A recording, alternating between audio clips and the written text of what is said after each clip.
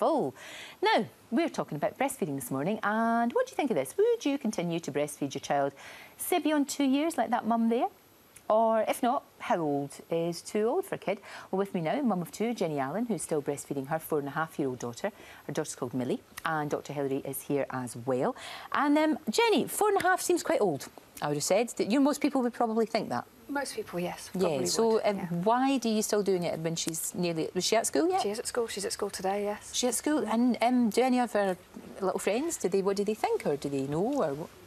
It's not something she talks about. Why would she talk about it? It's to her, it's part of her daily life. It's something she does. She gets into bed with us first thing in the morning. She comes in, she nurses for a little while. We all get up, get on with the day. Right. Last thing at night before she goes to bed, she sits on my lap. Sure. She nurses. Do you feel it's a way of bonding, or is it more about health, or what is it? Both. Right. Both. It's obviously, I think it's still good for her from a health point of view. It still gives her an immune boost, so it's good for her from that point of view. It's a downtime. It's that, you know, little quiet time that she has.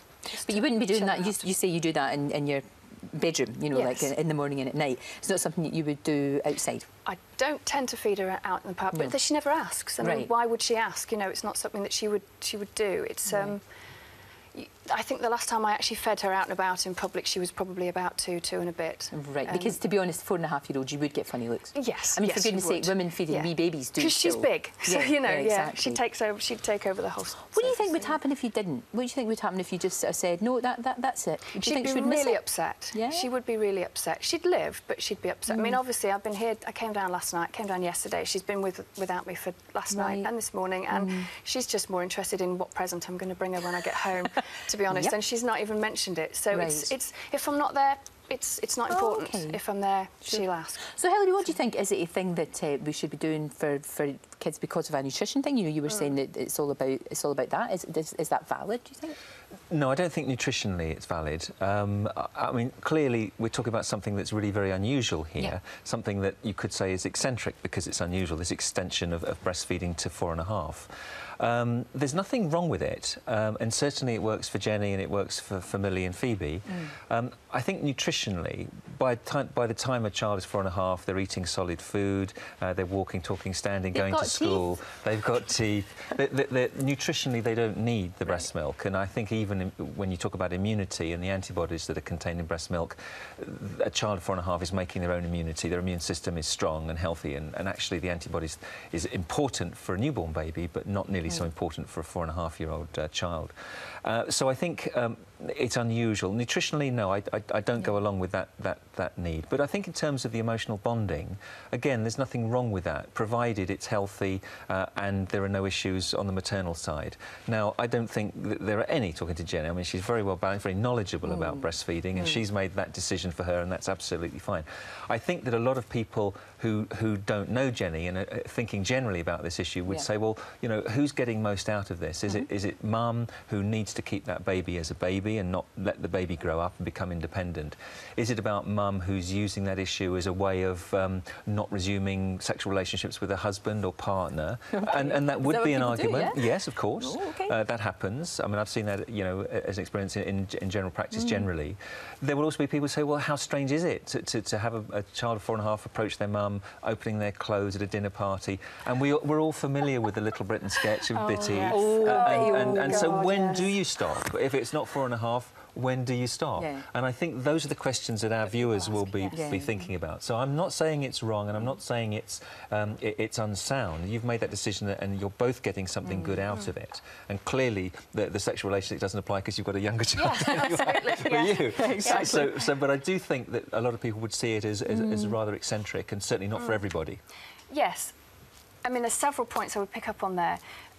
From an immune point of view, the immune system in a human child is not actually fully developed until they're about 5 or 6 years old. So she is still getting quite an important boost.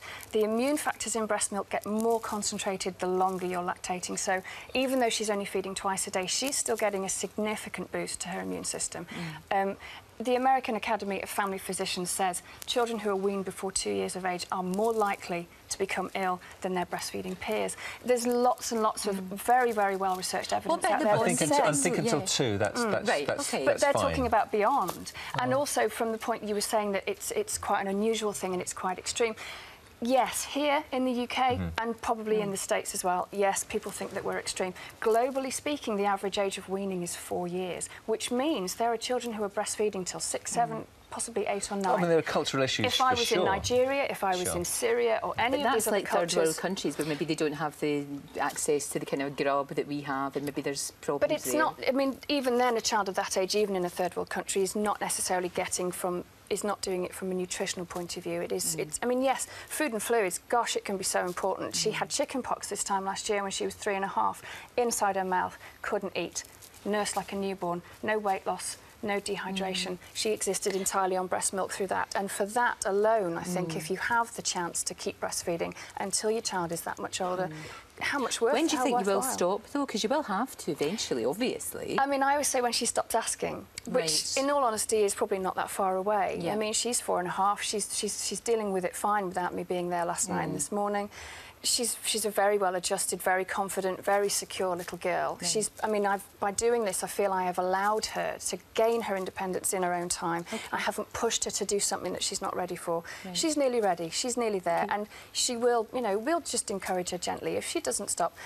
Last year, if you asked her when she was going to stop, she'd have said, when I'm 4. Right. I mean, she's 4 now. I mean, the question is, does she mean on her 4th birthday, or does she mean the day before she's 5? Okay. And I guess she'll make that decision, you know, and there's when no she gets there. element of sibling rivalry with her younger sister? No, in fact, I think it's helped with that. You know, in those early days, I mean, anybody who's breastfed a newborn baby knows that you spend that first 6 weeks sat on your sofa in front of the TV with your remote control and your glass of water like that.